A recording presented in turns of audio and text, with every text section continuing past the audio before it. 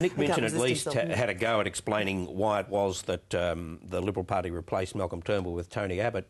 Is there anybody in the Labor Party, Annabelle, who can do the same and explain the Kevin Rudd thing?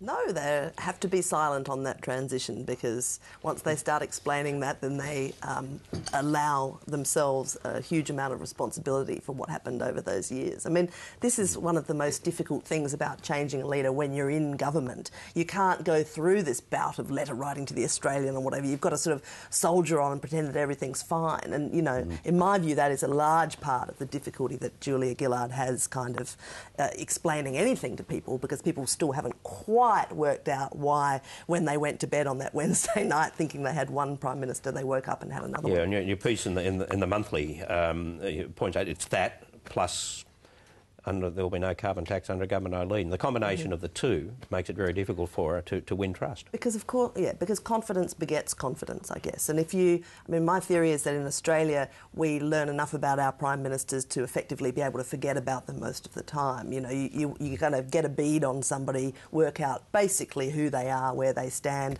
so that they are predictable to you, so that you know which way they're going to jump in any given circumstance. I think that's absolutely right. And I think that's actually why Kevin Rudd was so popular, so spectacularly popular for the early part of his prime ministership or his leadership of the Labor Party. People worked out that he was a wordy brainiac, and they thought, hey, I'll leave it to you. I'll leave it to him. You can do the Magna Carta speeches. I'll just be, you know, at the beach. Yeah, that's right. After a while, something else emerged, which was this non-delivery thing. And so I suppose I'd say in response to the first part of your point that it is difficult for the government to talk about the changeover from Kevin Rudd to Julia Gillard, but she's starting to do it, and she's starting to try and do it with actions by delivering things.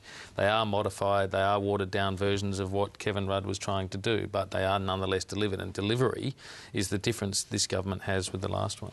The difference, though, between the Kevin Rudd's demise and Malcolm Turnbull's, and I think John Howard explained it well this week when he said it was about policy. In Malcolm Turnbull was cut down because of his policy on carbon, basically, whereas people have the sense that it was internal within the Labor Party, it was about personalities.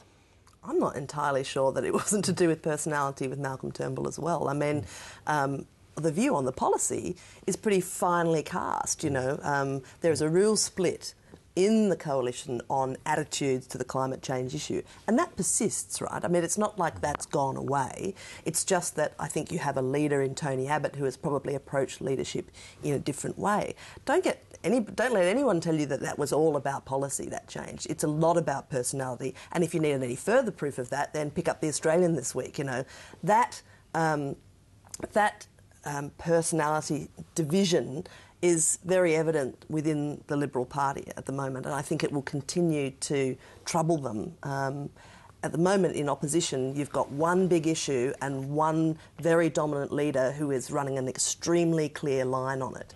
Now, when you look at industrial relations, for instance, the issue is much more clouded. You know, you were asking Scott Morrison about the retail figures, and he immediately attributed the whole thing to the carbon tax. I mean, they don't want to talk about that stuff. People aren't shopping because of the carbon tax, and the retail sector doesn't. I think your question was, does the retail sector have itself to blame for any of this? And he answered it, there's the carbon tax. Well, Tony Abbott's overseas, somebody has to do it.